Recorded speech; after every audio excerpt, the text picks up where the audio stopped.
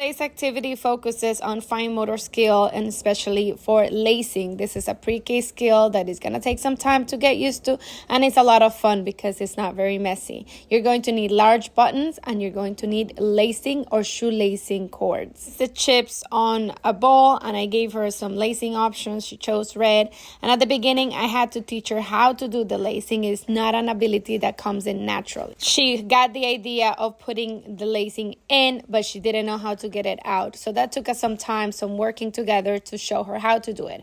Once she was ready, she was so focused to just go ahead and keep doing it over and over and over again. She was working on this skill. The key here is not to interrupt and let them work through the situation. Just observe to see if they need any help, but just let them try to do it on their own as much as they can. If your child just gives up on the activity right away, it probably means they're not ready for the activity, they're not ready to work on it, or they might be distracted.